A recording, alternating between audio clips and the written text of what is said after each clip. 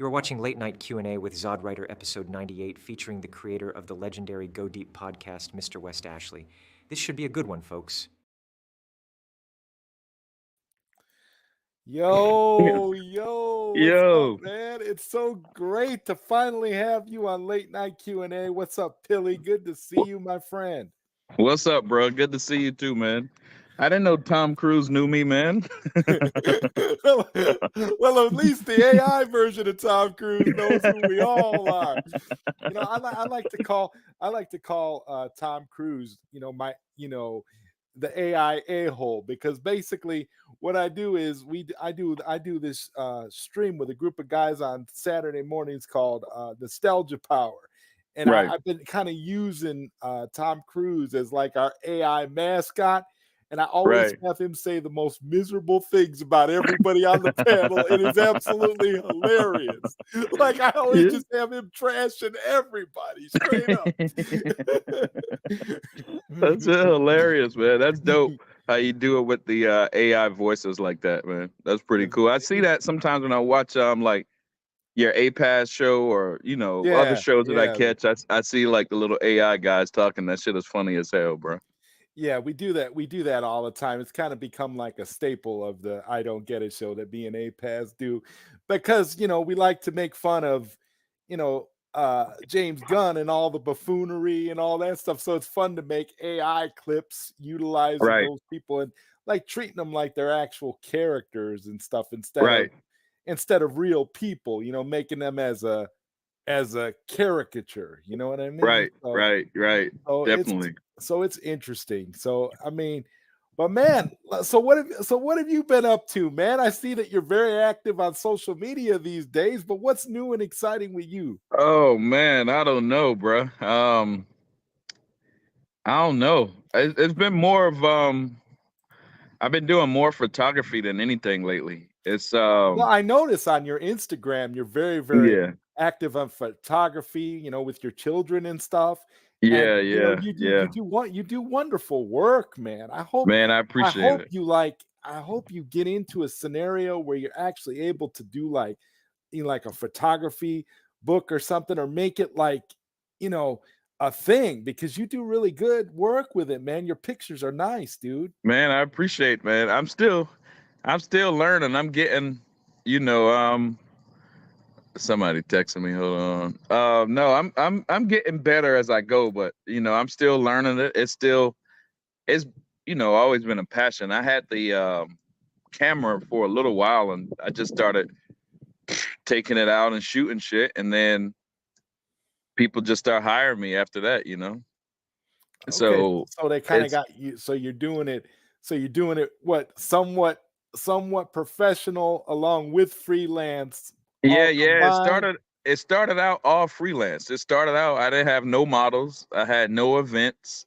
I was just going around Charleston and taking like sunset pictures and pictures of famous locations around Charleston and shit like that. And then I don't know, people started hiring me, man, and then it just was off to the races. These Smithsonian has a little museum down here. It is the like African American slave museum. You know how slaves came to Charleston. So they hired me to do one of their events, and after I got that kind of look, I blew up, and it's just been event every week. So it's been mainly that. I still hang out with the kids all the time. I even take pictures of them and shit. But yeah, on social media, I guess I do say I feel like I was doing more work lately in the movement, but probably my time to retire again from that shit. You know how it is. I know how it is, man. You and I know, we go way back. We go all the way back to Yeah, release the day Snyder cut, one. and day one. And I feel like it's, sometimes it's a good time to step back and let other people do their Hmm. thing.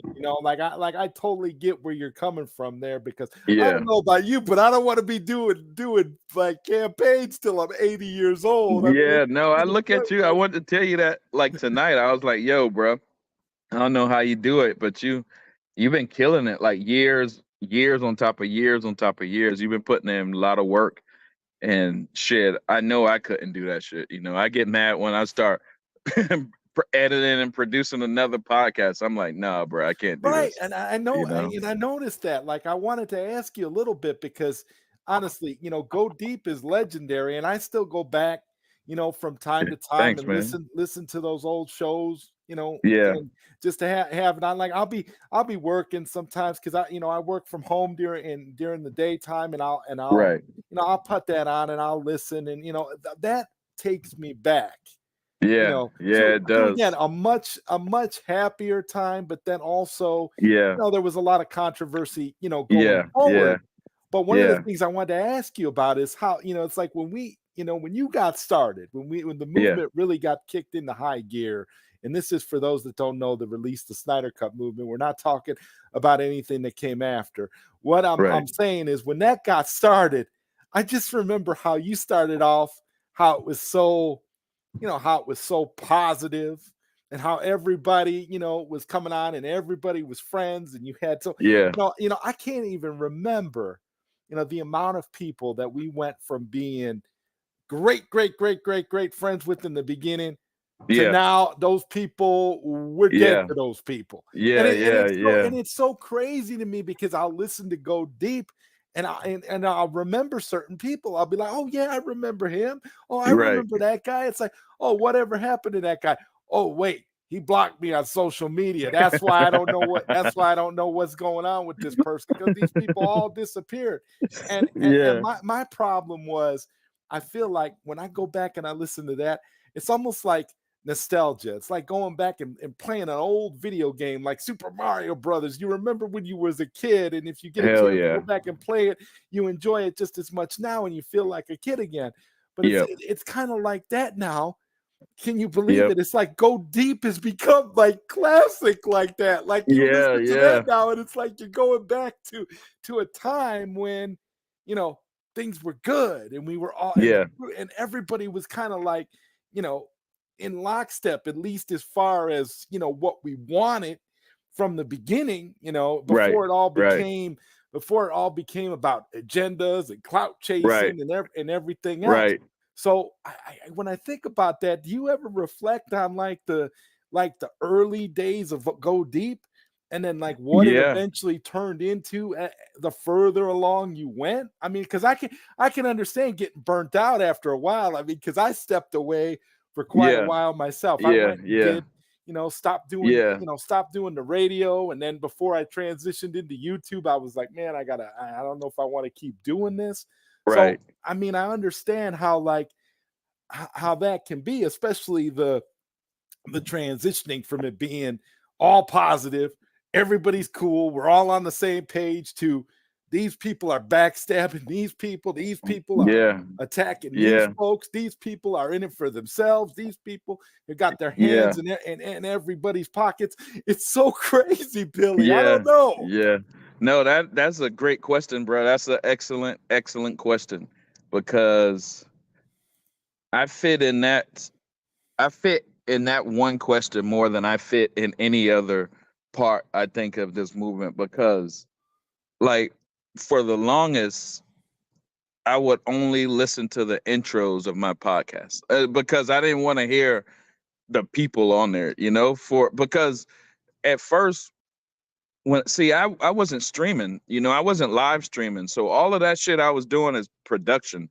I was making an intro, I was researching whatever I'm talking about. I was doing, I was doing a lot of work, and then I would put in a guest from the movement. Just whoever talked to me or whoever wanted to be like, yo, I got something to say. They can come on the podcast. So then it turned out where those, you know, the production value, I was taking like 3 hours of my day, then interviewing, lining up with other people, interviewing people. And then on top of that, you got to upload it, whatever. You're wasting a lot of time out of your day, right? So you're going to spend, I don't even know how many. I probably got like 300 podcasts. So you're going to spend all day to bring a production together that the fandom could like, right? So then you do that, you start to show people that, hey, you know, here's a spot if you want to come talk about Zack shit. If you want to go deep on, you know, whatever these little clues Zack's is putting in his movie, let's talk about it. So then that became, everybody was a crew, like you said, man, and everybody was like, you know, happy. But see, what I think was at the time, we were on the rise. So there was, you know, like our potential, nobody would believe that we were going to release the Snyder Cut at that time from the outside looking in. But everybody from the inside, we knew, or we felt strongly, all we got to do is just make content, content, content. So Exactly. we all became a crew, like you said, man. But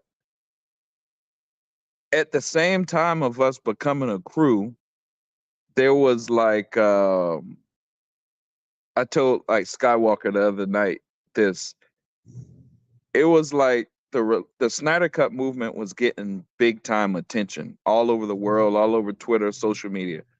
So I put it as like a ring, the Lord of the Rings, the Ring of Power. That was in the Snyder Cut movement, and everybody wanted it. Everybody wanted to have the Ring of Power on because, you know, not only are you getting 100,000 fans at your command, you know, you're getting the biggest sought after director in the industry. Also, you're jumping in that whole pool and you're swimming with Zack Snyder, the biggest movement, the head of Twitter, all kind of shit. So it was like a power struggle everyone was having. So that's why you see we come out with that Zack Crack shit, because the ring of power it was like Zack Crack. It was everybody wanted this Zack influence in their life, you know, instead of putting together a crew of a team and maybe getting Zack's content out. They just wanted the attention, you know. So Yeah, that's when like you started to the see, attention from Zach himself yeah, seemed to be the commodity that was driving so many people. And Zack Crack, I always stopped and looked at it like that. And I'll never forget. And most people won't remember this because this goes so far back, how it was actually your kids that originated the term Zack Zack Crack, Crack. In that hell yeah, video y'all did where they just was like, they really, it couldn't have been more, and I gotta say this now, it couldn't have been more prophetic. yeah, When yeah, you look at the way things eventually transpired, and you look at the way, you know, what the true faces of what people actually became over time, it was just like, man, right. I keep thinking about it. You know, the one scene, you know, he's so cute and he's got, you know, Zack The Crack coke all and the over his Zack Crack face, on his and he's nose. just like, it's like, you know what? That's what I'm talking about. That's exactly what it is. That's That's what we're exactly what it dealing with. was, man. It And was I got Kimura came up with that, my oldest daughter, because she was like, okay. my kids, they are the ones that kind of got me in this because they would watch like you know, like little kids making YouTube videos and they dress up like the Flash and they run around and chase their sister and she might be dressed up like Wonder Woman or some shit like that. So they would watch that and then they would tell me, you know, about like Marvel movies or whatever. Because Marvel, you know, everybody was watching Marvel kind of at that time, but everybody was waiting for Justice League to show up. Everybody was waiting for DC to do their thing. So my kids were DC fans because of me, of course. But um, so they started wanting to make videos, and I helped them out with their videos, and they became. I think Fiona shared it, and then Zach liked it or something. But Zach liked it at the time when he was kind of MIA. So it was like everybody started like, yo, who are these little kids and how did they know this shit? You know, why, you know, like who are they? So everyone started trying to contact Komora, you know, instead of like contacting me or whatever. Everyone wanted to get in touch with her. But she was a little girl, so I was keeping her away from the internet or that's actually, yeah, and I gotta say that's like the greatest thing in the world, you know, that you yeah, did that, because yeah, especially between all the flack and garbage that we've had to deal with over the years, my friend, right, it's not even funny. right, It's like right, I would never want to put a, a little kid through that. Like, you don't, right. Hell like, yeah. what are we talking about? Like, there's no, like, these are, because you're dealing with a bunch of grown folks that are Yep, going after people, yep, like you literally like beat up one of their family members or something, or you spit right, in their breakfast. This is right, right, right, the kind of stuff that we're dealing with. right, We were dealing with on a daily basis. And so I could right. completely understand the Yeah, position of not wanting your daughter to be anywhere near that nonsense. And for people to correct, actually be trying to reach out to her, I mean, it's correct. like, no, it's definitely not appropriate.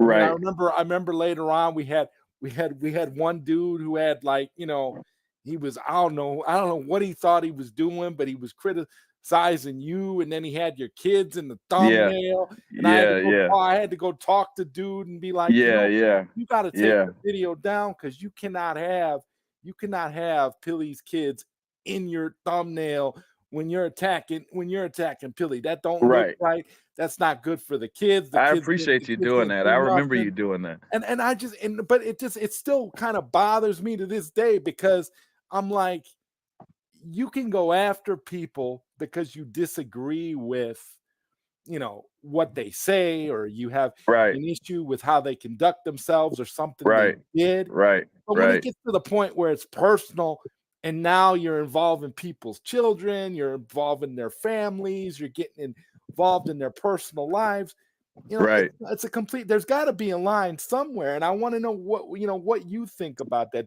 right. Does there No, have that's to be a line, or is it just all fair game because it's all no, I internet agree. shit? No, I agree with you, man. When you did that, bro, you got respect for me for life, bro.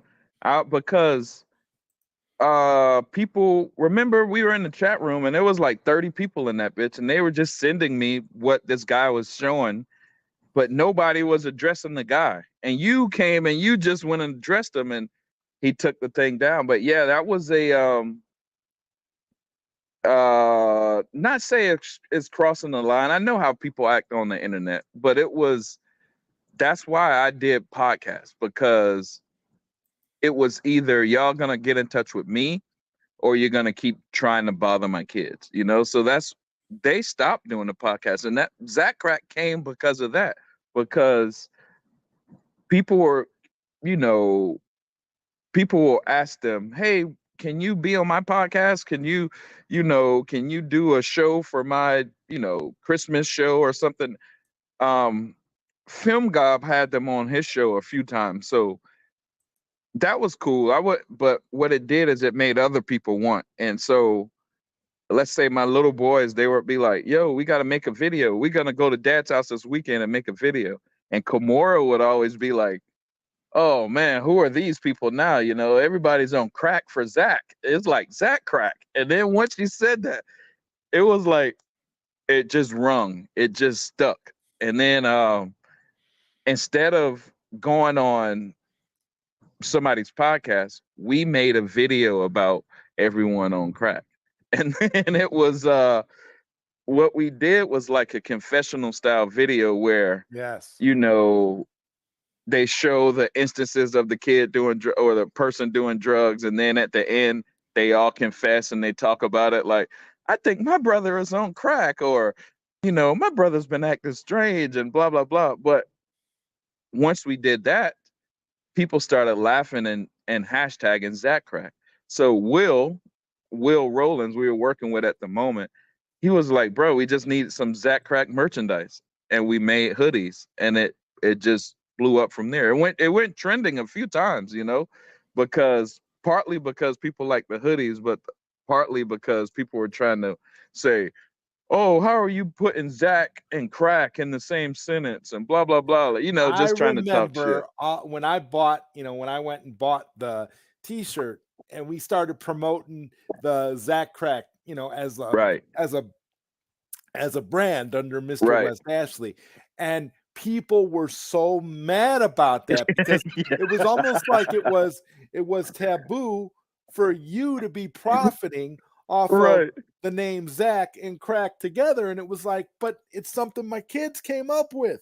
Right. Yeah, no, it's um I didn't care. I didn't care at all about that shit because not I learned I kind of knew already, but I learned that the negative press was selling just as much hoodies as the positive press. But what happened was it was only like a 2-month run with Zack Crack in hoodie sales in the movement. But then I started noticing more people in my neighborhood in actual Charleston started buying hoodies, which was making, thousands. It made a lot of money, bro. And it was, I struck it hot at the time. Maybe I should do hoodies again one day, but I think you should for sure. You should bring it back. Some new design for Zack Crack. In fact, have your daughter design the next hoodie. I mean, it's it's awesome. Or something. She'll definitely model it. She's Kimora at that time. What, she was like 11. She was like a little girl at that time, but right now she just turned 17 and she looked like a little woman now. When I call her, she sounds just like her mama. I don't know if it's her mama or her on the phone, but if I do hoodies, she'll definitely model, and we'll use that nostalgia. Oh yeah, for sure. Some marketing. Sure. Because like I told you, GODEEP is at the point now where it could be classified as nostalgia all on its own due to the time that's passed and all the things that have changed. Because honestly, no, I listened to it. The movements that are the movement that is going on today, it's unrecognizable compared to what it was back in our day when you and I started dealing with veterans. There is no comparison, and that's one of the things that I'm trying to make clear in the in the book that I'm writing, that Release the Snyder Cut will never be duplicated in terms of success, because you will never again be able to get a group of people on the same page long enough. And that's what we're experiencing now with the cell movement. It's hard to get people on board for something that they're not. Whereas like for the actual movie, for the Snyder Cut, there was an investment at that point where it was like we knew the movie existed, and we knew if we kept pushing, like you said, we were like an army. Like we had enough people, and there was enough strategy involved to where it was, possible for it to work. But now you have a tougher problem because the fandom is so divided. You've got 100%. You've got people that are, still hashtagging restore the Snyderverse, even though we've tried to convey over and over again that restore the Snyderverse is not a viable path forward. It's not a way that's going to do anything, but they don't care because they didn't come up with it. You have it's all about egos, man. It's not about AFSP. It's not about AFSP. It's not about Zack. It's not about Autumn. It's not about the movies themselves. It's about ego. It's about, hey, therefore I'm not going to support it. It's so petty, bro. Yeah, it is. You said it already. When you said it would never happen again, I see that, bro.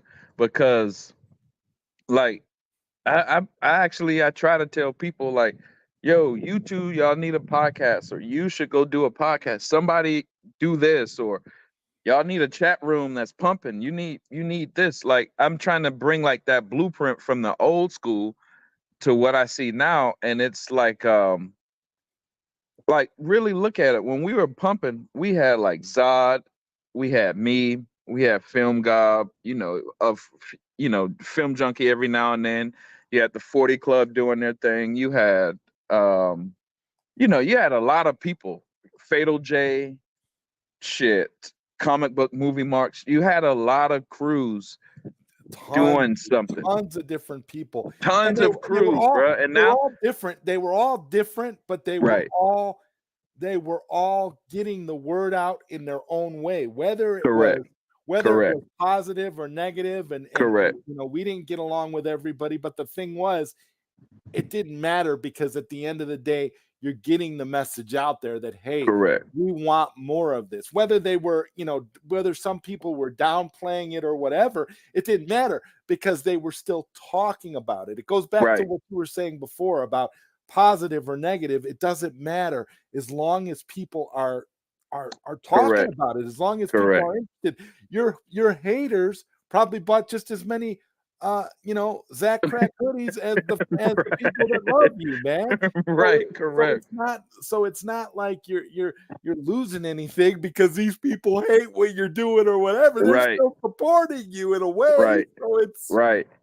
And see, that's what it turned, because remember when we got the movie, we couldn't say release the Snyder cut anymore because it's released.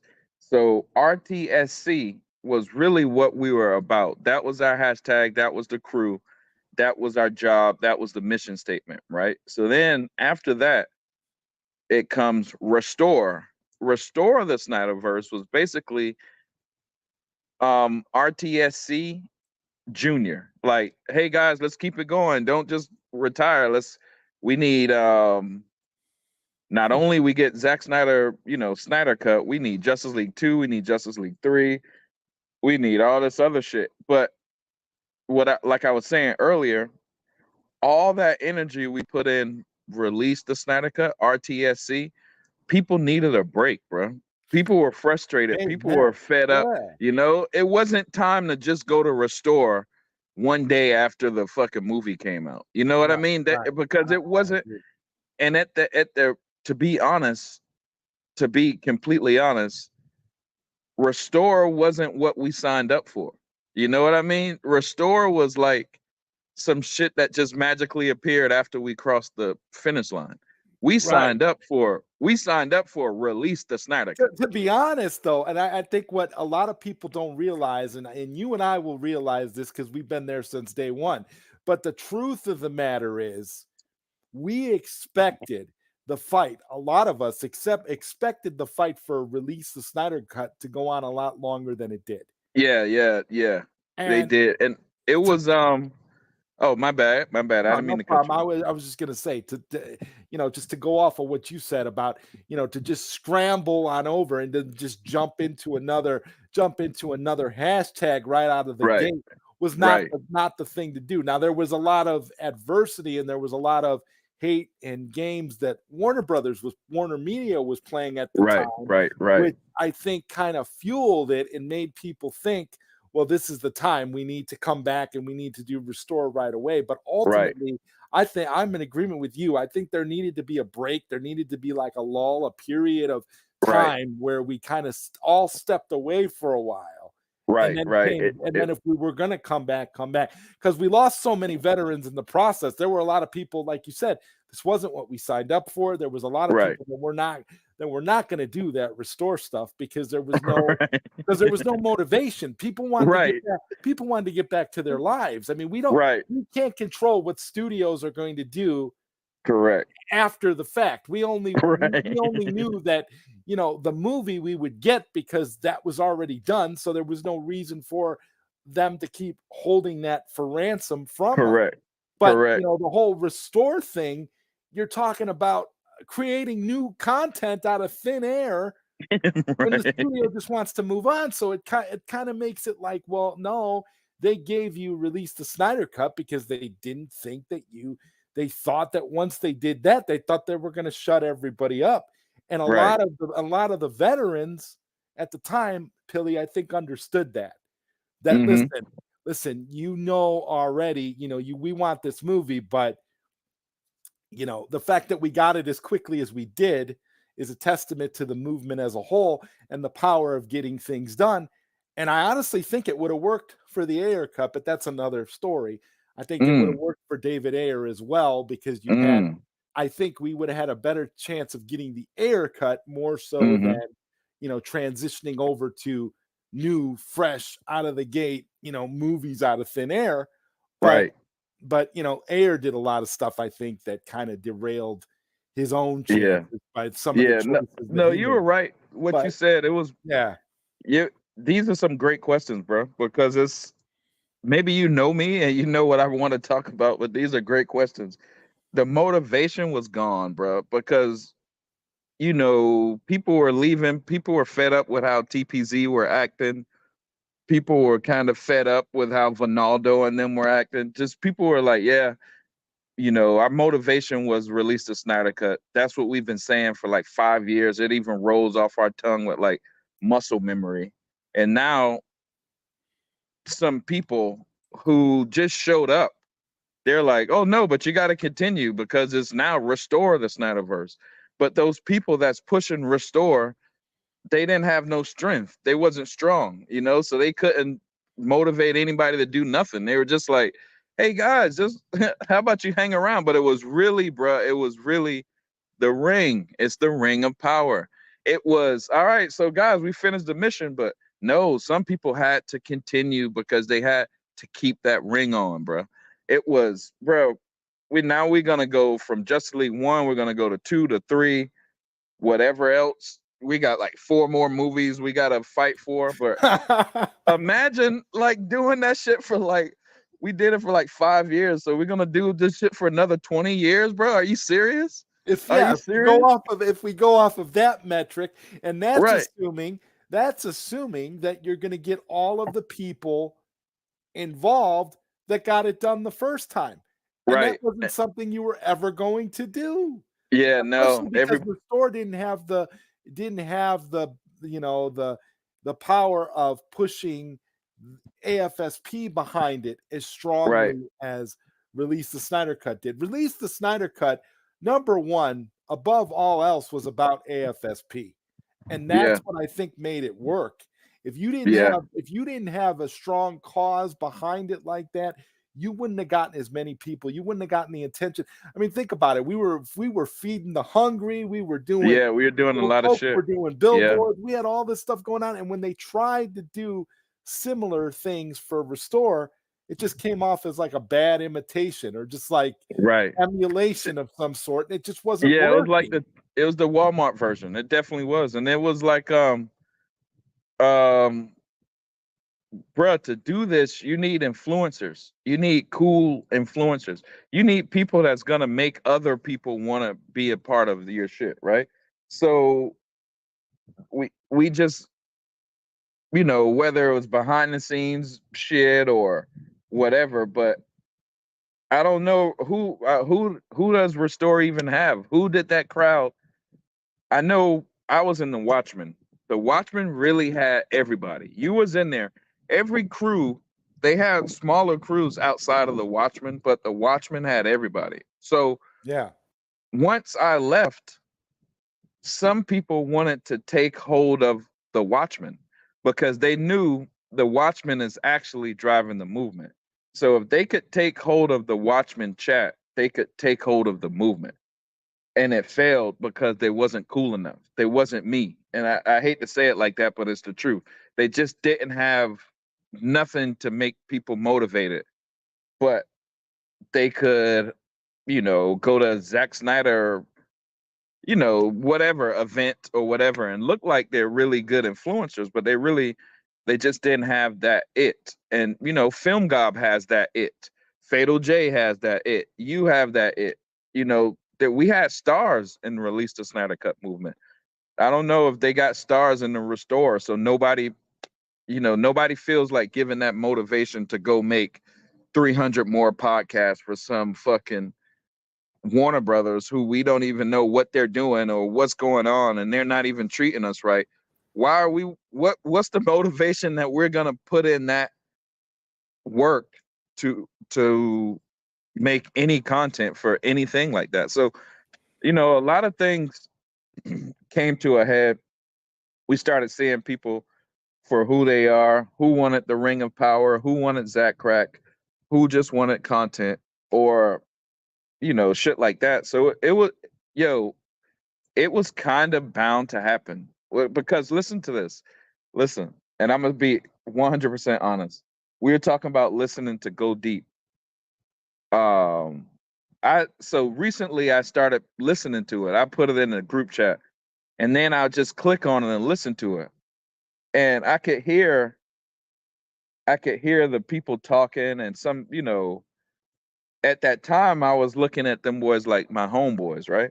But now I look at them like, damn, how did I used to hang out with this dude? Like I listen to it, and I do have a nostalgia feeling, but at the same time, I have a feeling like, damn, this dude was a fake friend this whole time. So now when I overlap that into what's going on today, that same shit is going on, bro. You know what I mean? That same type of internet trolling to get a one up on your homeboy, or that same type of shit is going on today. So it's Yeah. bound to happen again, just in a smaller scale. You know what I mean? Because it's not as big as Because Release the Snyder Cut. because people will be people. That's Pe- how deep it goes. No I matter think how that's you it, look bro. at it, I that's think that's basically it. it.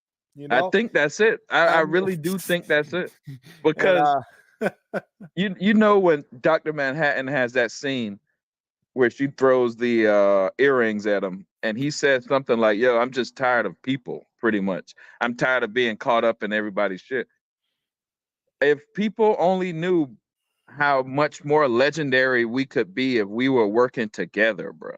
You know what I mean? But every day I come in this movement, or I try to chill, or I try to hang out, there's somebody about to snake somebody. There's somebody that's hating on somebody. There's somebody that's, you know what I mean, plotting to do a podcast to get over on you know what I mean? It's still some dumb shit. And yeah, ain't nobody learned yet.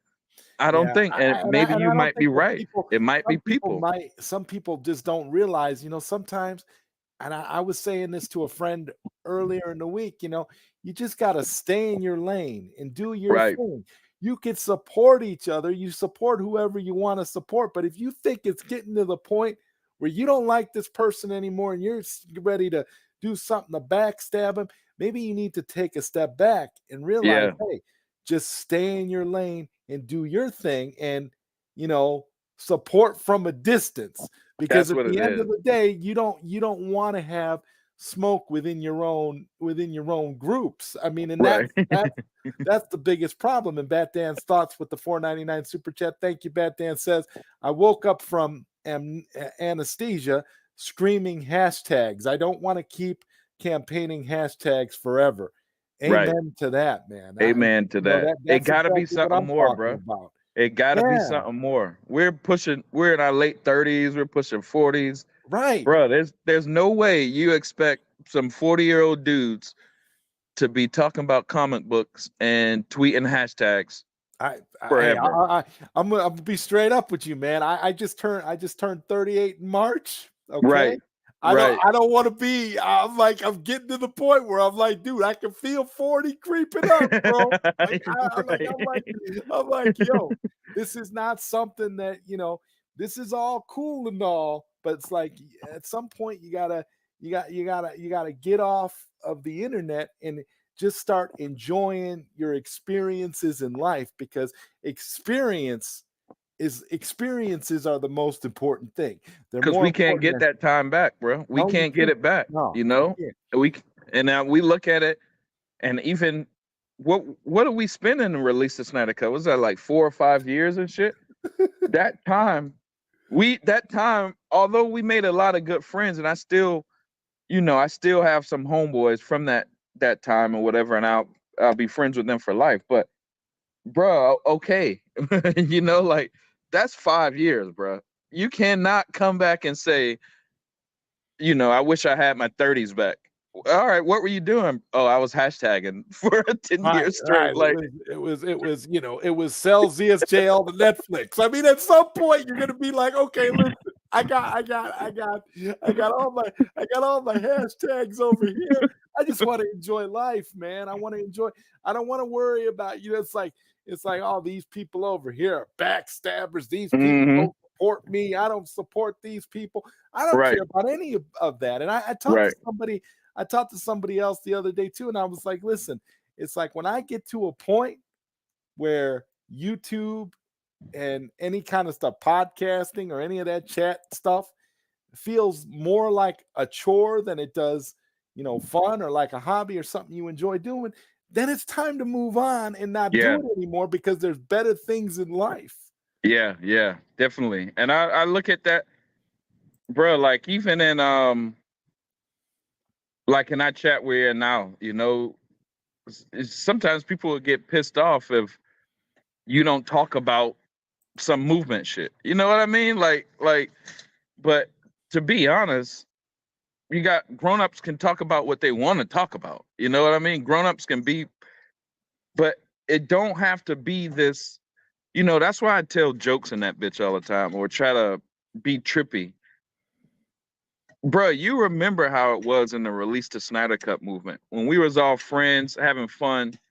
We produced more. Our tweets, we got 680,000 tweets. You know, compared to, you know, where we're at now, we might be, you know, I don't even know what the number be, but I know it's a big falling off. But what I'm trying to say is, if we or if them, you know, I don't even know. I'm probably like 1 foot in and 1 foot out, but if everybody came together and just made jokes and go about their day, I think we'll have a bigger impact than wanting to hold the ring, wanting to tell people what to do, you know, fighting over every news article that drops. You know, every time a news article drops, somebody's fighting somebody.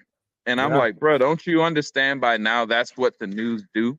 You know what I mean? They do that shit It's on almost purpose, like bro. it's almost like that chat we're in right now.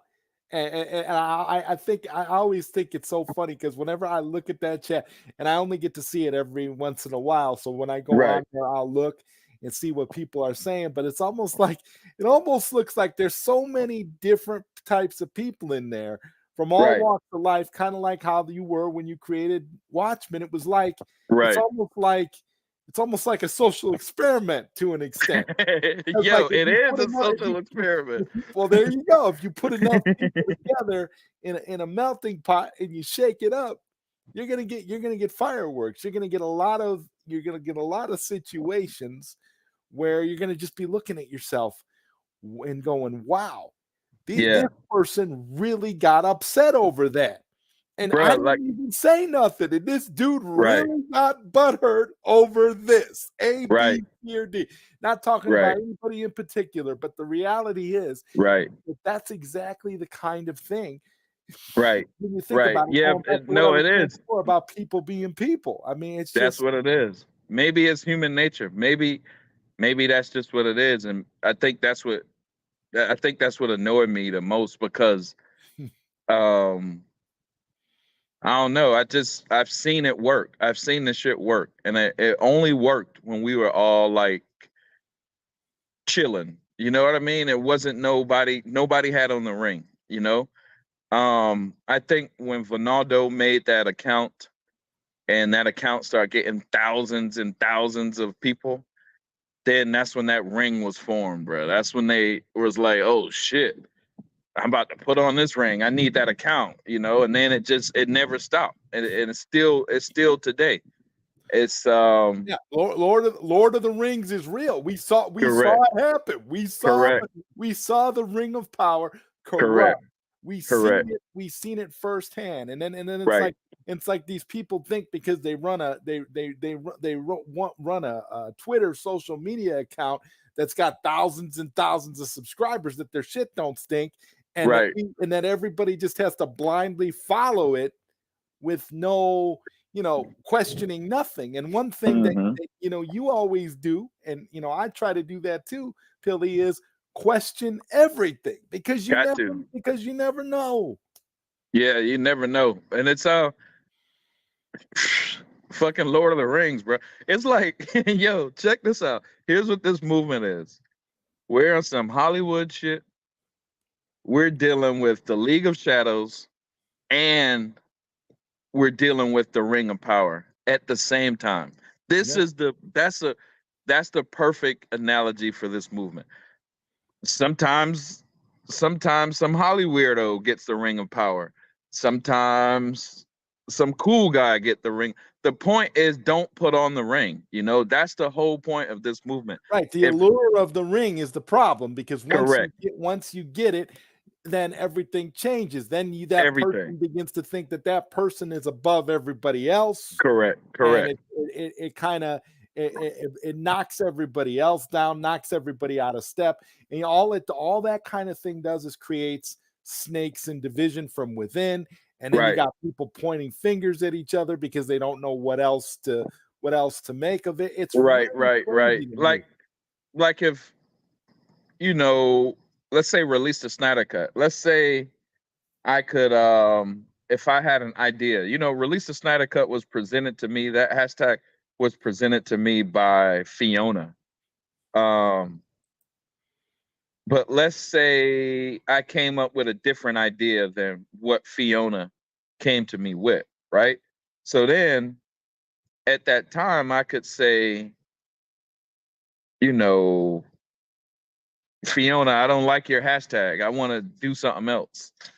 You know what I mean? So then I could take my whole crew and go do something else. And then I would split up what eventually happened. Release the Snyder Cut. It actually was successful. But there was attempts the whole time to split up that hashtag and turn it into something else. Turn these hashtags into something else. But what that did is that made different crews. So every time you have a different crew, now you got the Bloods and the Crips. Now they're fighting each other. They're not even worried about no Zack Snyder content. They're worried about fighting each other on the streets. You know what I mean? Or something. But if that little ring of power, if that feeling of I'm the man, if that didn't exist, everybody would be chilling doing the same thing. I agree, because at this point you're looking at like saying, well, I didn't create that hashtag. I didn't come up with it, so I don't want to support it. So I'm going to take my guys over here and we're going to go do this hashtag. And this hashtag is going to work out better than your hashtag. It's childish and stupid. It's like you get behind something and you get as many people on board as you possibly can. And my man Steve, what's up? Steve says, I wish I could get my time with my daughter back. She's about ready to drive and looking at colleges. Well, congratulations on that, Steve. See? Look what he's saying. And then but I know what you're saying, though. Right, exactly. I know what he's saying, because you push that envelope a little bit more, what he's saying on that comment, and you're in a cult. If you push that envelope a little bit more, like, yo, what if you ask him what happened to your time? How much time did your daughter, you miss with your daughter? If he say something like, yo, years of my life, then that's a cult, bro. That's something close. That's something close, dog.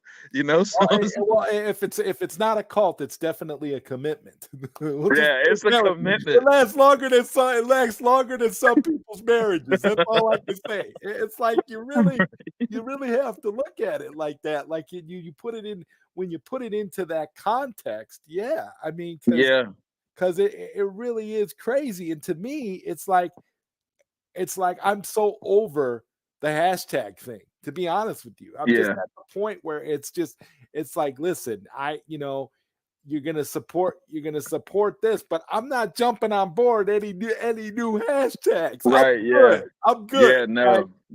Like it's like I'm like, okay. It's like, I'm supporting Cell. I think it's a good thing. But at the end of the day, you move on to something else. I won't be there, because the thing is that I feel like it's kind of running its course. It really is at this point. You got everybody's got to know when to look, and got to know when to look and see that there's other things beyond. Like you said, you don't want to be sitting there and it's like you're 45, 46, 48, 50 years old and you're still sitting there doing that. It's like, it's like, dude, no. You got other things to do. You got other things to handle. Right. Life is not just hashtags. Correct. If you look at it, bro, and this is what I brought in with GODEEP. Every big corporation, like what we were doing with Warner Brothers and Twitter, every big corporation wants engagement like that, right? So if they could trick or keep people engaged online for years on years on years, they're winning like tremendously, bro. You know? So, all right. So now Warner Brothers just won for like 5 years straight. Millions of tweets, millions of hashtags, right? Right. But like homie just said, he wish he could get that time back with his daughter. Did we win, really? You know what I mean? That's the shit, bro. That's the fucking question. Did any of that engagement get me a new Beamer? Nope, it didn't. You know, my work outside of life got me a BMW or whatever. To be fair, though, the Zack Crack T-shirts. If you Yeah, want the to do some new hoodies and you get your daughter on a new design, I think right. I think you can make some pretty lucrative cash. Yeah, I because Zack did, Crack man. I did. I made money with that, and you're right. I could, but at the same time, I don't know, man. I just don't like. I don't like being on the internet like that. You know, like I have to. You know, bro. You remember how it was, man. We would wake up, all hit the chat room, see what's going on new that day, plot, prepare for a new hashtag that's coming up. Let's say we had a hashtag event like once every quarter, so we have Yeah. 4 of them a year. Imagine you planning 4 months to show up and give a company engagement, okay? But that whole 4 months you're planning, you're still giving that company engagement.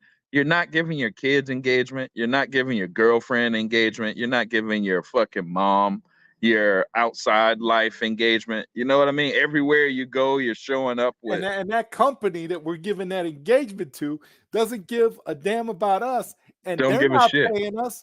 So they're not. It's like another job, but you're not getting nothing for it. You're doing it all off the strength of your own, it's like Motivation. your own It is. time. It is. So that's why I only try to show up if I can fuck with the people that's doing it.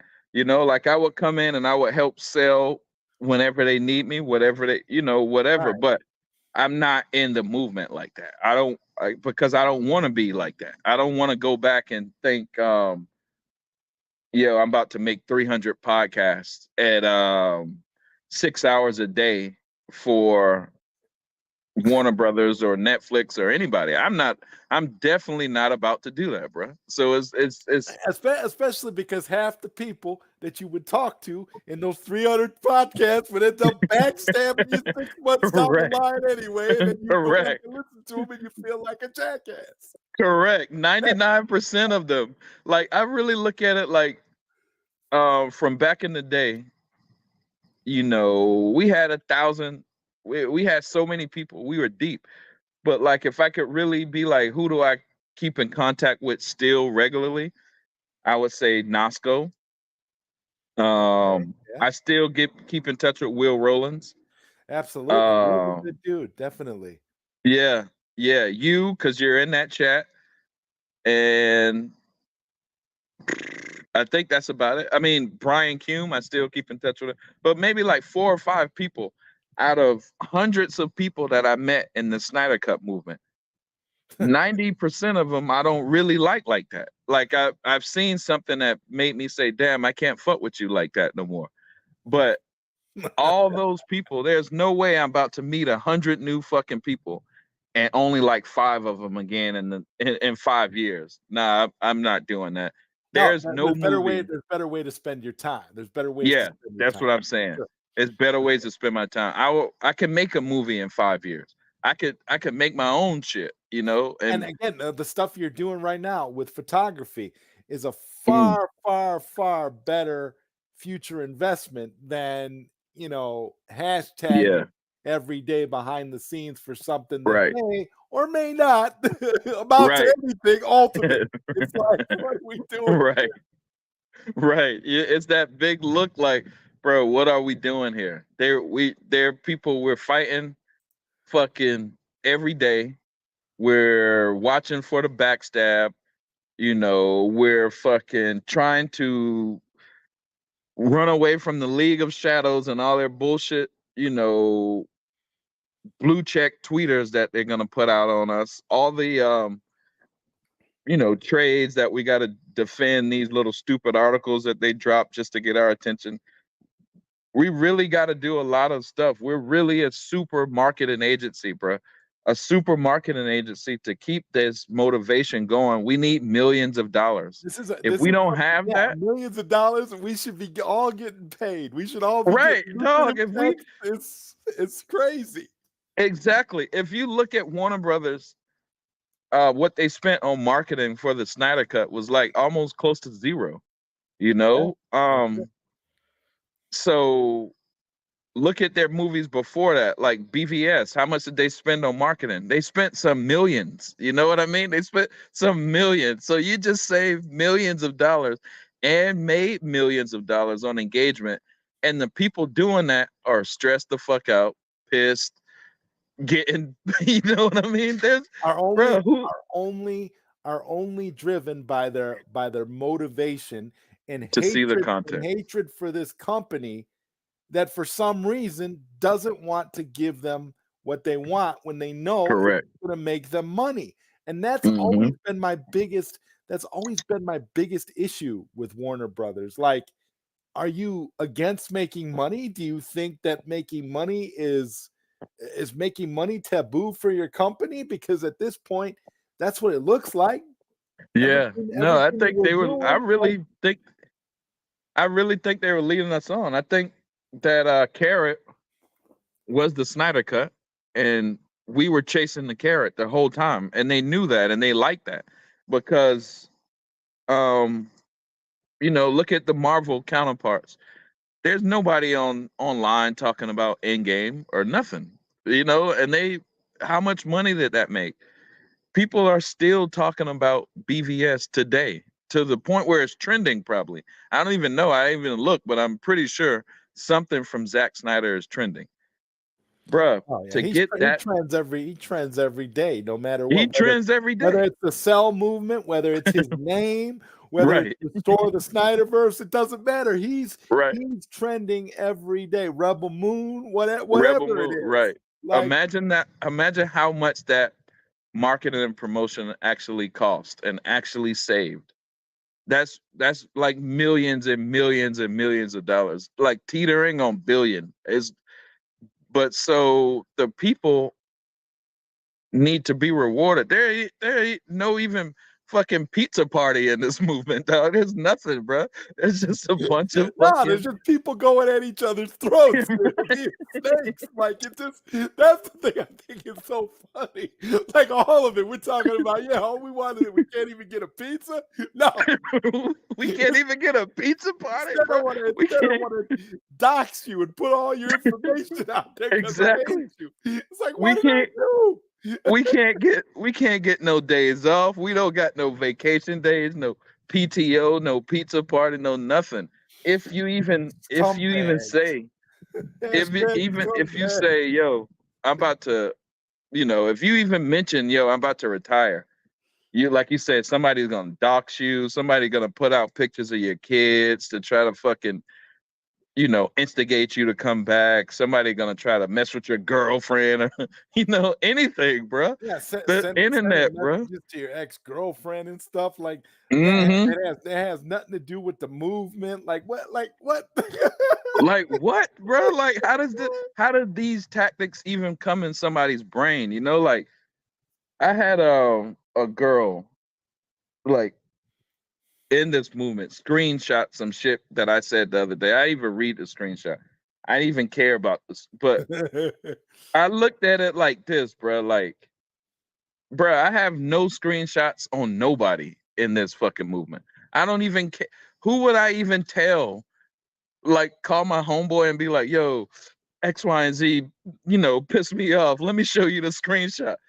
But people would be like, yo, who the fuck are you talking about, dog? Wasting your time. It's just some loser on the internet. Right, bro. Right. Like, how we even got this mindset to do that to each other is what I'm trying to say. Like, I don't know if there's some internet shit. I don't know if it's some Twitter shit. I don't know. But I don't know what. I don't even, that type of shit I don't like. And I don't get involved with, or I don't want to be involved with. So whenever the internet shit gets too internety, I always leave, bro, because you know, I'm not saying I'm no rich OG or nothing like that, but I like my regular life way better than fucking internet life, you know? Amen. Amen to that. Yeah. Now, Costello's Way says Pilly's renders are dope. Indeed. Indeed. Thank you, Costello. That's my homie, Costello. Yeah. He started with the renders. Costello's another one that's in that chat we was talking about earlier, you know. Yeah. That's what I'm saying. He's in the social, he's part of the social experiment. Yeah. The social experiment. I mean, that chat really was that because, you know, I wanted to kind of lay the blueprints of what we did in the release of Snyder Cut movement to kind of, you know, maybe give some octane or charge up the new movement. But it was actually a social experiment to see who is who. What do y'all talk about? What do y'all like? What do y'all want to promote? How do y'all interact with people? Shit like that. I've seen everything now. I've seen, I think the social experiment is at a conclusion. My hypothesis is correct. This new movement is exactly like the older movement, but smaller, in a smaller form. The same bullshit that was going on behind the scenes is going on now. The same. Anytime you get a group of people together, it's gonna happen. A big group of people. I mean, I don't know. You could get a group. Maybe you can get a group as small as 5. Right. And you're gonna have at least 3 of those cats going after the 2 that are in there. It's crazy, dude. Like I've come to understand that, yeah, it's all one big social experiment. I It's agree. all one big simulation of some sort, man. I agree. Whether we're living in a computer simulation or not, it doesn't matter, because people are people, and people are going to continue to act this way regardless of the times that they're living in. People don't change for the most part. It's only the you could change the environments. You can have, window dressing, like different parameters and different things that are accessible or acceptable by society. But by and large, people are going to remain who and what they are regardless. I agree. Man. I agree. You said it. You say a lot of correct shit, bro. It might just be human nature, and that might be. And I think about that sometime, because I'd be like, man, I could do this shit by myself. You know, I mean, I could get 10,000 views in Twitter easily. But sometimes I just think it may just be human nature, and if we get 10,000 people together, maybe just in human nature that 7,000 of them are fucking whack. Maybe that's just humans. I don't know, but I just don't want to be involved no more. I'd rather not be involved in that, and no more crews like that. I'd rather just I'll never forget. I don't remember if it was, because I know I was on GODEEP a bunch of times. Mm-hmm. But I just remember there was one show that you did where I just knew you was like checked out, because we was texting back and forth beforehand, and you was right. like, man, this chick, she won't leave the library, and I was like, oh no, man, I'm trying to get out there, she won't leave the library. Yeah, I'm like, oh, okay, so you trying to get into the lab so you could do GODEEP. That's what it was for the longest, because so my kids' podcast, we made that with just my cell phone. Yeah, I didn't even have a computer, but I'm like, where I'm at right now, you can probably see I did all of here. I got I'm gonna show you. I'm at the clubhouse right now. All right. I did all of that.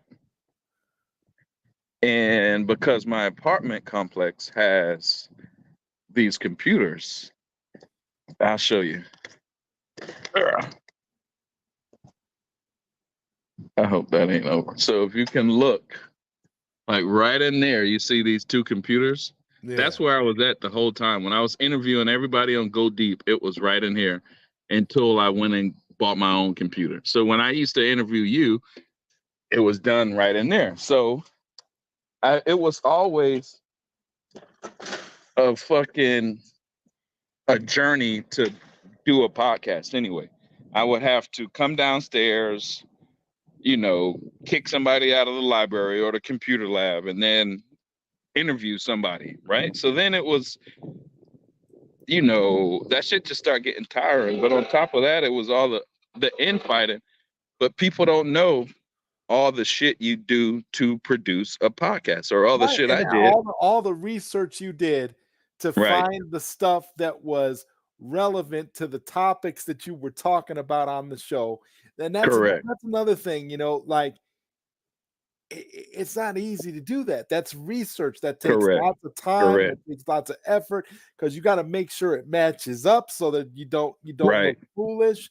And it Right. was amazing to me how every single Go Deep podcast always had something completely legitimate that tied directly into whoever you were talking to. So like, Yeah, hell yeah. It was almost like I figured, I'm like, there was some, I can't remember exactly who it was you had on, but I know it's somebody probably that you don't talk to no more. And I think at that time you knew that person was going to be like that because there was something in the information that you posted in addition to that podcast.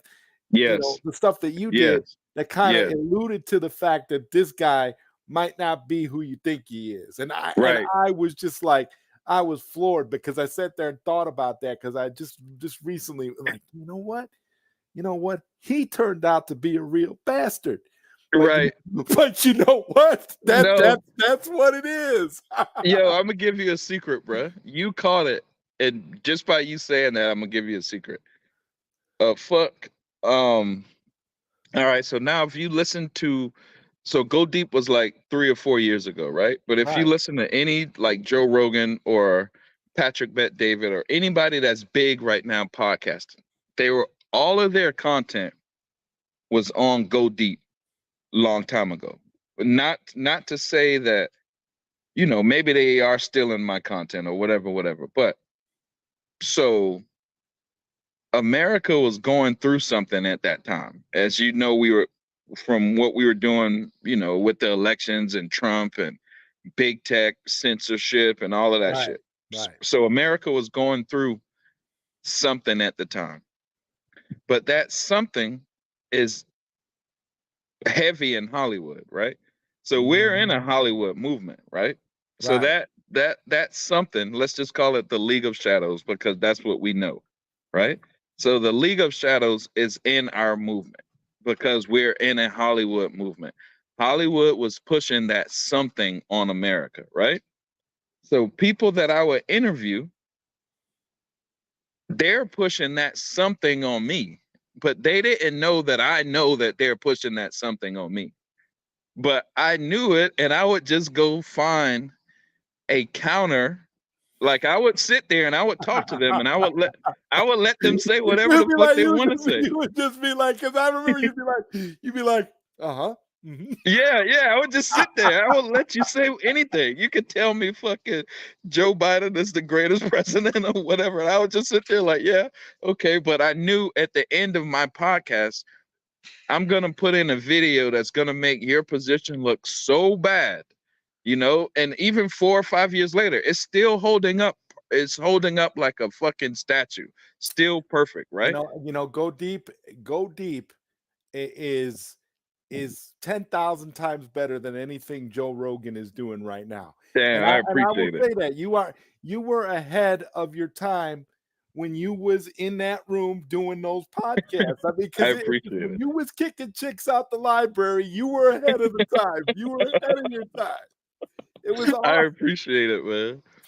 And I think if you were still doing it, it would have been huge. You'd probably have like 25,000 subscribers by now. It would be huge. Yeah. No, it was at that time, you know, I was going through that something too with big tech censorship and, you know, Go Deep, Mr. West Ashley YouTube channel would have had more subscribers. There was one day I lost 700 in one day Then another day I lost 900 in one day. So I'm at maybe like 1600 right now, but I lost about 1600 subscribers. But on top of that, Twitter, YouTube with the big tech censoring, they started censoring my shit like heavy. And they started telling me like every time I would post one, I would get my second strike, and if you get your third strike, then they take all your content off. So I was on my second strike for like a year straight. I was on.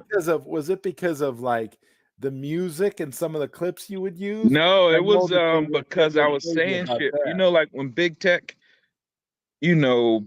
censored Trump real bad, right? So anything around that time that was like pro Trump or um just telling about what America is really going through, not necessarily even pro Trump, just telling some real shit. Anything at that time was Well, being censored. anything you were doing that was real was being censored. Correct. Regardless, because that's Correct. the one thing that Go Deep wasn't. Go Deep was not. Go Deep always went further into things. It was never about anything surface level political. Like for example, like it was never anything. Yeah, it was like deeper that. than that. You would go. It's You would deeper. go way deeper than that. Yeah. And you always were. You were never afraid to bring stuff to the forefront because you wanted to make people think on a higher level. Correct. And that and if that's what they were censoring you for, well, yeah, that's crazy. I mean, Right, I they were. always They thought were. if you were going to get knocked down for anything, it was going to be your music clips because they're crazy with the music stuff. Yeah, no, it was, bro. It was let's say if I did about 300 podcasts, 298 of them was but they would let my music play because I started chopping screwing it. I started slowing it down. So then if you slow it down, they won't give you a flag on the music. But then I was getting like political flags, and then they were saying, then people in the movement was saying I was abusing them. Like if it was somebody I interviewed, they would go back to YouTube and report me and say abuse or some shit like that. And then I would have to. And you would basically hosted these scumbags on your platform. I would have them on my platform. And then they would go back and tell YouTube, but this is because this, if I was a dummy, they could float their misinformation narrative over my head, right? And just I'll be like, oh yeah, this is great. Let me put it out. And then it's out in front of the masses. But me, I would always be like, here's what's really going on with the conversation you talked about. But I would let like a white dude say it or a professor or somebody big. I love how you would do that. You'd get this guy on here and he'd like, well, technically, what we're talking about here are right. the deeper implications of society. And you'd do that. You'd see hell yeah, because they sitting on a couch talking. They wouldn't believe me if I said it. If I said it, they wouldn't believe me. Like if I countered their arguments. So basically, I was interviewing the League of Shadows. And I started to see I was interviewing the League of Shadows. So then all my content started to point out the League of Shadows. So if you start off, go deep, like let's say season 1, it's about the League of Shadows. It's some deep shit. And then when I started making friends in the movement, people would try to steer me away from that shit, away from talking about the deep shit, right? They would try to talk about, whatever the fuck they wanted to talk to, but it's a lot of like misinformation. So then if you look at like the final few podcasts, all of the podcasts are on pretty much the League of Shadows because what we were going through in America was bigger than just politics. This is behind the scenes shit. This is some League of Shadows shit, right? So if I say it, nobody would believe me because I just look like some regular black dude. So if I get like some scholar from Princeton or somebody like that to say the same shit, then it's like, oh shit, I didn't even know that was going on. And that, they had a Harvard study of this. Right. So then And you had it all there. And I it was laid it right out. there on there as like a companion piece. And you always did that. You had that online. I think it was like every Every show. podcast. Every show. And you would have it laid out like that. And I never questioned why you did that either. I always thought about it as in that same context you just said. Pilly's going deeper and he's letting these guys put it plain. Correct. So that you can't attack him for saying what he's saying here, but these people are putting right. No, I will put it in there. Like, mm-hmm. like say for instance, we were in a chat room and we had a talk, and I was saying like, oh yeah, Josh, what up? I was saying some shit about, these companies just want to have us here for engagement. Back in that time, nobody talked about engagement in the movement. So then, like 10 people would be like, no, it's not about engagement, blah, blah, blah, or whatever. And I would come out and I would go make a podcast and show you 100% how all Fortune 500 companies are trying to get online engagement and what they're doing. And I would match it 100% with our movement. So then you couldn't argue no more. You didn't have an argument. So I showed you, like, even I think it was the last podcast I did with you when everybody got pissed at me when I said something about China and how China controls Hollywood. 51%, they own 51% of the studios. So that's majority ownership of Hollywood. And everybody was like, no, that's crazy. How could you say that? Fiona is Chinese and blah, blah, blah.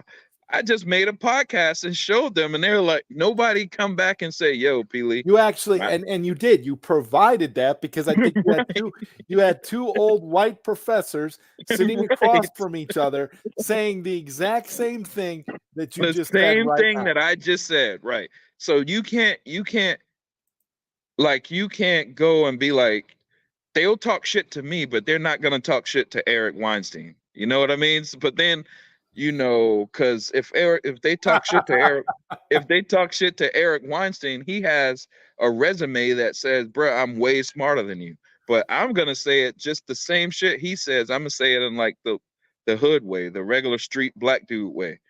And they couldn't handle it. So that's what all GODEEP was. GODEEP was refuting the bullshit that they were pushing across in our movement. That's what my whole podcast was. And I knew who was on there because like say for instance, there's a big agenda like LGBTQ or some shit like that. All of their narratives and all of their speaking points are the same. You can't say, tranny, or you can't say XYZ, you can't do this, blah, blah, blah. So if a person comes on my show with all of those speaking points that matches an agenda, I already know what agenda you're trying to push on my show. Right, you would know as soon as you start talking to that person. As soon as I talk to you. And then that's when you get all quiet and you're like, yep. People don't know that about me. You know that about me. You've been studying me. But yeah, that's when, bruh, that's exactly right, bruh. Because when you talk to me, then I can compute what type of shit you on. And for the most part, people didn't believe that about me. People just thought I was just like a regular black dude, but I'm not. If you talk to me and you want to tell me about some political point, I know where that talking point come from. Just like US United. I was the one that said, we're not going to tweet US United. Why? Because I know that was Joe Biden's hashtag, bro. I already knew that before they asked us to do it. So when they're like, oh, Peely, you always say no. I'm like, bro, I'm not voting for Joe Biden. Why would I hashtag his shit? Why would I have the Watchmen promoting that bullshit? No, I'm not doing that. So then a fucking month later, the Democrats push US United hashtag again. And they're like, oh, Peely was right. They never say Peely was right at the time. My thing that always got me about the hashtag was these same people that made a big deal about never making the movement political were hypocritical because they were trying to get you to push an openly political hashtag. And that's what I never understood. I Because always they was thought, lying. yeah, but that's when and that's when you dug deeper and you Right. found out about certain people Right. who were plants that were a part of other agendas and other organizations Correct. who were simply in the movement to try and hijack the movement, because the movement gets things done, hijack the movement and use the movement and gear it towards a more political spectrum. Correct. That's what was going on. And To me, that was the wrong thing for them to do. You never wanted to make it political, because I believe it was you that made the suggestion. Well, maybe we should try to have Donald Trump tweet out, release the Right. Snyder Cut. And Right. and no matter what, whether you're Democrat, Republican, Independent, whatever you believe in politically, that doesn't matter. The point that you made was, if you get Trump to tweet out, release the Snyder Cut, that will ignite the movement. Correct. And you will get a lot of people on board that will jump in. So you were thinking about the movement when you suggested that. You were not looking at it politically like these people were, where they wanted us to push an Us United hashtag that was clearly politically motivated and was going to be designed to steer the movement into a completely political direction. Look at it. Crazy to me. At that time, you're 100% right. Look at that time, bro. The only people tweeting higher than us, we were in third. There was Elon Musk and there was Donald Trump, right? So if we could get either one of those people to say, release the Snyder Cut hashtag. I'm starting to think how long is it going to take before maybe we could get Elon on board with the self movement. Right, dog. Bro, I did it with everybody. I went and hit NBA players. I had some stripper friends. I told them to do it. I had models.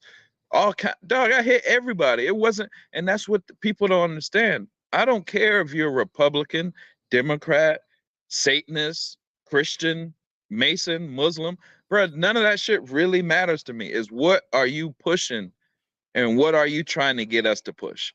If we were all hanging together, we could be a fucking melting pot of whatever. But if we all had the same agenda and we're doing it, but a lot of people were, all right, in Hollywood, if you go in Hollywood right now, out of 100% of people, there's about 5% that's Republican. There's about maybe another 5% that's Republican, but they're scared to say they're Republican, right?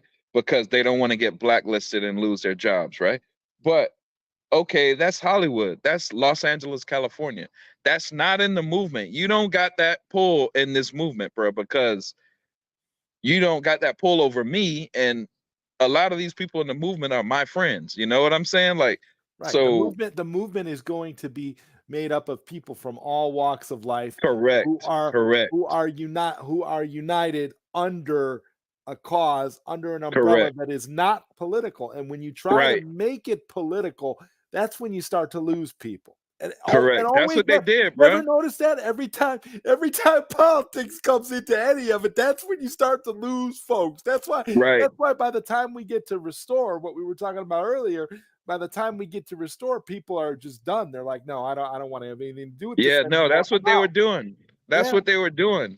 And they because we had the loudest mouthpiece. Like, we were third in line behind Trump and Elon Musk. But like, when I mentioned to tweet Trump, he could have talked shit about it. He could have been like, yo, what the fuck is release the Snyder Cut?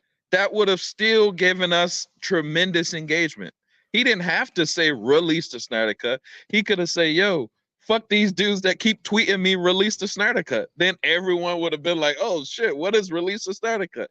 But right. Nobody. The kind of engagement that we would have gotten from it would have been unbelievable. It would have been unbelievable. That was the whole purpose of you suggesting it. And I just remember, man, people were going at your head just for suggesting it. And I'm like, but it's a good idea, because if what you're trying to do is you're trying to get engagement, you're trying to get people to connect Right. on that level. You're trying to reach out to people who otherwise wouldn't know, like you said, wouldn't know the Snyder Cut from the Man on the Moon.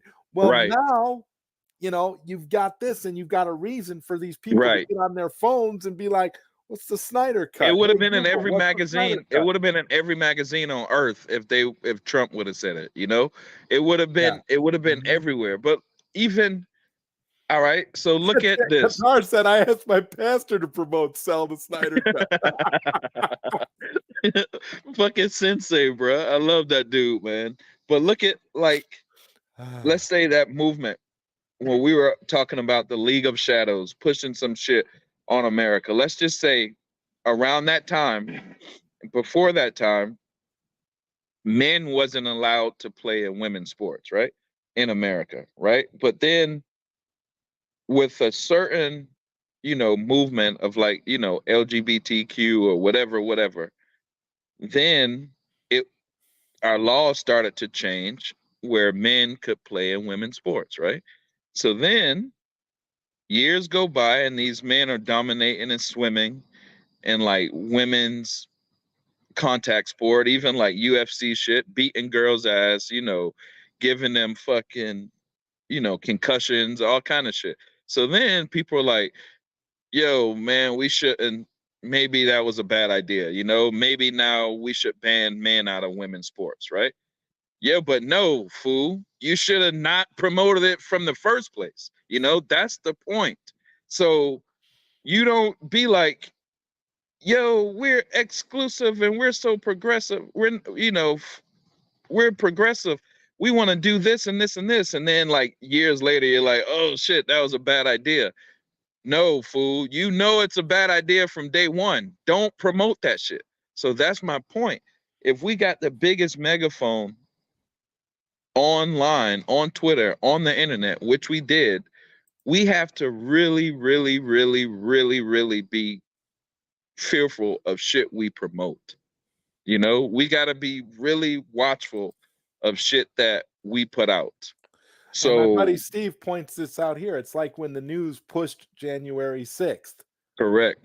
Like, why Correct. are you pushing something that you know, like, Correct. If it's so bad, why are you pushing it? Right. Correct. like And it don't be pushing it then. that's what it is. That's it's so when you understand that's what the media does. And so we're in a media movement. If we know the media be lying to you 99% of the time, bruh, there's nobody that I'm gonna let lie to me in the movement and me promote them. There's Right. not, it's just not gonna happen. You can be on my podcast. I don't give a fuck what you said, but I'm You're going like, to show you your I'm gonna shit is let you dumb. talk. You're like, I'm gonna let you talk. Right, You're like, right. you had no problem. Like, I'll never forget. You had so many of them folks, so many of those snakes where you just knew they were snakes, and you were just like, Right. yeah, Yep. I'm gonna yeah, let you talk, bro. okay. I'm a fucking, and then that's what it, yo, and look at this. And you remember, I started making nothing but only intros. My podcast went from like 3 hours to like 10 minutes because I didn't want to let people talk anymore.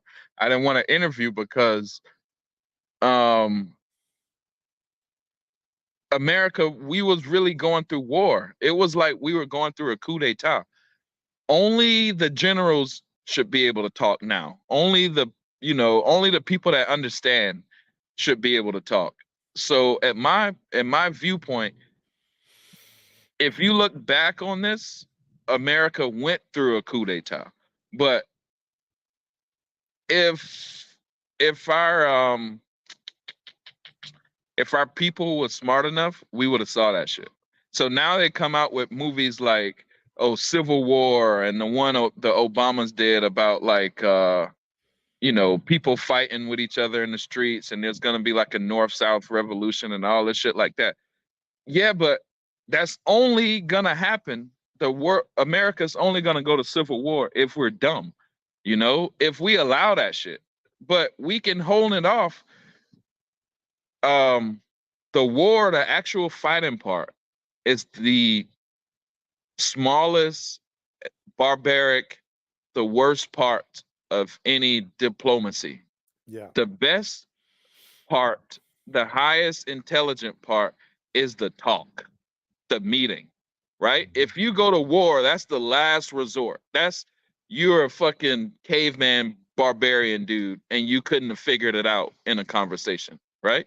Right. So if we want to save the country from going down a path to civil war, our talks got to be elevated, bro. Our talks, we have to communicate that shit before we get to, white people shooting Mexicans or black people or whatever. Before the quote unquote zombie apocalypse happen, we need to Right, talk this shit the out. zombie apocalypse that the media has been setting us up for Correct. decades with Correct. all these zombie Correct. movies and Correct. Walking Correct. Dead's been on for years. It's like Correct. Correct. get Correct. us all primed and ready for it. Right. That's what it is. Like you just said, let the media be setting you up for this shit. The media sets us up for all of this shit. Like God gave us. dude. Eventually, we're gonna see a parade of ETs walking up. Yeah, and down yeah. the street I mean, because, dog, hey, it's setting us up for it. it's setting us up. So then, as God blessed us with a counter megaphone in the media misinformation. That's what we are. God blessed us with that. We got to use that shit wisely. We cannot be pushing those same destructive agendas that's going to lead us to war. That's going to lead us to fucking war in Ukraine, war in fucking Israel, war in Afghanistan, war in Iraq. All of this shit, it starts in the media first, bro. It starts, the people have to get their mind right for that shit. Mhm. They can't just spew war with the Ukraine on us. It don't just happen the next day. They put it in your brain first, right? So if we understand that, we have to clear our brain of that bullshit. It's a Or form of conditioning. correct. That That's the best as a word. human being, you have to overcome it in order Correct. to be able to rise above it, and Correct. and avoid getting to that level of barbarism that you were speaking about. Correct. That's what go deep means. Right. Look, go deep is not just go deep. Look at what go deep is. Go deep. Let's look at the words. Is God experiences everyone's perspective. That's go deep. Everyone's perspective. Not just a Republican's perspective, not just a Democrat's perspective, not just a gay dude or a tranny or whoever. Everyone's perspective. So then now we have that conversation. If you look at the chat room I just made, there's everyone in there. If you look at the Watchmen chat, there was everyone in there. Everyone got a table at this bitch. Nobody got the ring on. Everyone has a seat at the table. Let's talk this shit out, right? So then we can talk it out and we can figure out, damn, we're the strongest movement on earth. We can get anything we want. That's been my plan the whole time, is to empower people. But to empower people, you have to understand what the fuck is going on. And if you're just sitting around talking dumb shit all day, you're missing the point. You're on the way to a civil war and you don't even know it, Yeah. Yeah, and like you said, it happens. It happens in all of the movements. It was big in the Snyder Cut movement because the Snyder Cut movement had so many people, was huge, and now you're just seeing smaller pockets of it. And Correct. and yeah, I mean, no matter what, until we stop, until the hashtagging stops and everybody moves on to other things, this is what you get. Again, going back to what I said about people just being people. Might be human nature, bro. It might be. You get a group together like that, you're gonna have that. It's just the way that it goes. But yeah, man. I mean, we're sitting here now, and it's like you're just chilling. You're not in the computer room. You're doing your thing. You're like, hey, so like, when did you decide ultimately that you were done with Go Deep, that you weren't going to make another one, that you said everything you needed to say? I don't think I'm done yet. I'm probably done. Well, that's great. I'm so glad you said that on here. I'm glad you said that. No, I'm not done yet. I got more podcasts to make. Definitely. I'm just gonna do it in a different way, and maybe I'm not gonna you know, like force it in the Snyder Cut movement, you know. If you remember, I kind of started doing that already. I made a whole new channel, Go Deep TV, and I started interviewing like people. I wanted to mention, I was gonna thank you. I was gonna transition into Go Deep TV. That Yeah, Go yeah, Deep had branched off, and you yeah, know, that's where you had started putting on the videos with your kids, yeah, and yeah. the taste Everything. and the Y- taste testing. I Yeah, think one of the yeah. videos was when you had a friend of yours eat that real hot The chocolate hot candy, chocolate, and right, hot right. pepper chocolate candy, or whatever it was, all the Yeah, crazy stuff.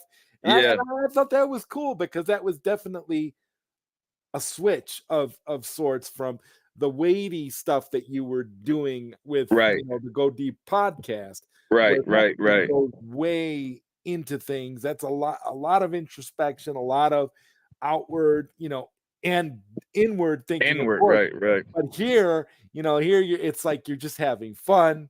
Yeah, You're enjoying yeah, yourself, your kids and their friends and your friends are yeah. all enjoying yourself on that. I mean, is that more of the kind of That's content you're yeah. gonna? That's Yeah. where that's probably where I'm going, and but I looked at it because um I have a good life outside of Twitter, you know, so I could Yeah. fucking, you know, like I could, you know, bruh, I'm I'm gonna be completely honest. If I really show my day to day, people would hate me, but people would be like, "Yo, this dude is too arrogant. This dude got fucking too many girls," or you know what I mean? He's doing too much. But it's not. It's really. I just wanted to show that, you know, life is more than being in a Twitter chat room all day tweeting hashtags. Life way better than that, bro. Um, get out, do something with your kids. You know, if you got an interesting girl in your life, interview her, and you know, whatever, make content with that. You don't have to work for Warner Brothers for the rest of your life, and that's what Go Deep TV was about. You know, Because that's essentially what we was doing. We was working for Warner Brothers, we were, and bruh. you pointed that out and brought that to the forefront We more were, times than I could count. we were We were literally unpaid employees who were on the clock on the clock, nonstop. nonstop. We were, bruh. We definitely were. Warner Brothers was eating it up. And that's why I think they kept that carrot out for us to chase, and they would have done it for a long time if, you know, if the sale movement didn't show up. And now the sale movement, Netflix engages with us a lot better than Warner Brothers did. But Yeah. you know, at the same time, we're still unpaid employees, and I think, you know, I think we got so much skills in this movement, and we got so much talent in this movement, so many talented people. You know, Steve Jobs made Apple with talented friends that he knew. You know what I mean? $1 trillion company, the biggest company ever in the history of Earth, is made by humans. You know what I mean? It's not like made by aliens. You know, we could do shit. We could do way more shit. Like we could, bro, we could have the number one marketing firm on the planet. And every company, whether it's Subway, whether it's Warner Brothers, whether it's Jason's Deli or whoever, every company that wants to get our fucking promotion should be sending us a bag. None of us should be struggling.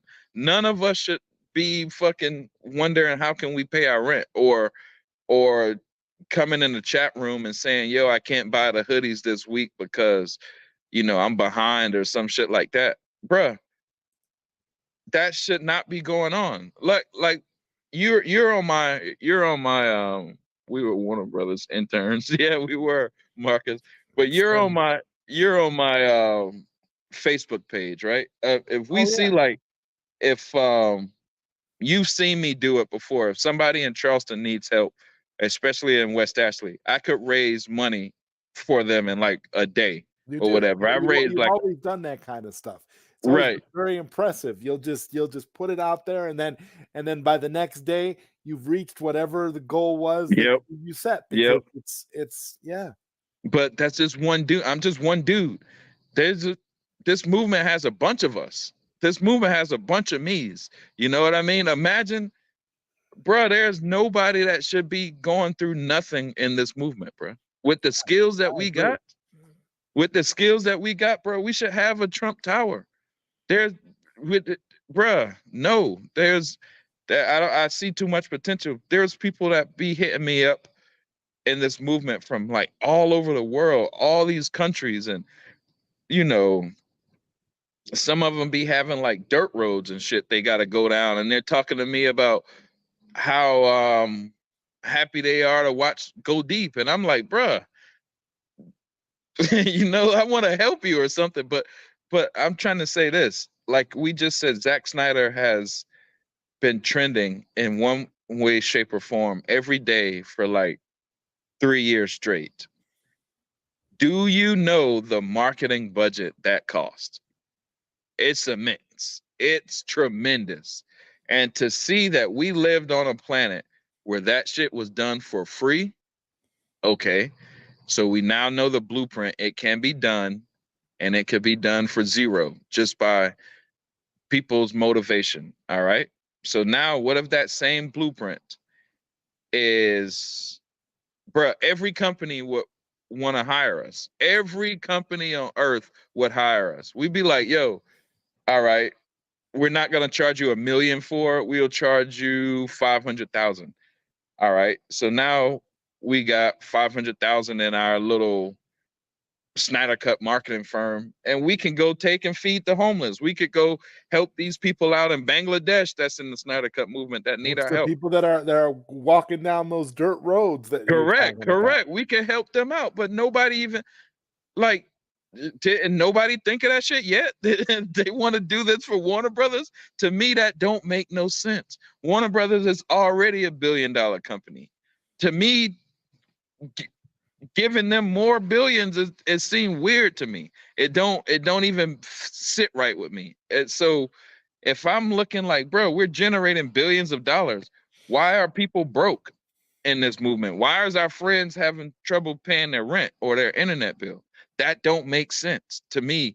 We should all be straight because we are that talented. Bro, if you're talented in the NBA, you're gonna get paid. If you're talented in anything you do on earth, this talented, you're gonna get paid. Exactly. Are we gonna squander our talent until we're 60 and never fucking get anything from it? Get nothing from it. We're 60 years old. 60 are we years gonna old do or that? older, sitting there. We're all up. We all gonna be up in the Snyder Cut nursing home. That's what it's gonna That be. shit don't make sense to me, all bro. of us in wheelchairs, not moving. Like, oh man, I'm just, hey, dude, I'm just excited for the fish sticks and the chicken salad, bro. We're gonna be like, oh, I can't wait to see Justice League 10, or some bullshit. To me, that don't make sense, bro. Because if we look at all the executives at Warner Brothers, at Netflix, they're all our age, bro. They're all a little bit maybe older than us. Some of them are our age, but they all got yachts. They all, whatever, got a lot of money, but they all put on their pants just like we do. They all wake up just like we do. If I cut them, they're gonna bleed just like we are. These people are celebrity or whatever, but we are the shit. They're just in a celebrity position. We are the drivers of that car. Sooner or later, I hope we wake up to our own talent and be like, yo. So that's what GODEEP TV is about. It's trying to inspire people to do their own shit, use their own talent to maybe get $1 million out of it, and that's why, that's why I made GODEEP TV. So I put a spotlight on my life so I can maybe inspire somebody to do some better shit than tweeting a hashtag all fucking day. Tweeting a hashtag, exactly. All right, so man, while we wrap this up, what do you got coming up next, man? What's new? What do you got? Oh man. I can't even tell you, bro. I got this. Oh man. All right. So I'm gonna put this in some good ways. So I got this model I just met recently from photography, but she was like a stripper, but Just say she want to put out some great content. Just say that. we might put out some fucking great content. I'll talk to you. I'm gonna talk to you about something after the show. All right, all right, I got something I want to talk to you about briefly. all after. right. So, on that note, man, okay, I want to thank you so much for being here. I want to thank everybody in the chat for being here and participating. I think a lot of us here we have some great chats. There's always a lot of great interactions. Darth Plato says being a Snyder fan feels like howling at the moon. Sometimes it does. Yeah, sometimes it does. And and I'm gonna be back here next week with episode 99. Where I'll have one of my retro video game friends, Retro Ralph. He'll be here with me for episode 99. The road to 100 continues. Mr. West Ashley, Tilly, thank you so much, my friend, for being here. It's always a pleasure to get to talk to you and to go on that level and literally go deep for a couple hours. It's always great to do that. I'm going to talk to you for a few minutes backstage, and we're going to go ahead and end this now. And for those that missed it, we did do an AI introduction clip with Tom Cruise. So we're going to go ahead and end with that. Good night, everybody. You are watching Late Night Q&A with ZodWriter episode 98, featuring the creator of the legendary GODEEP podcast, Mr. West Ashley. This should be a good one, folks.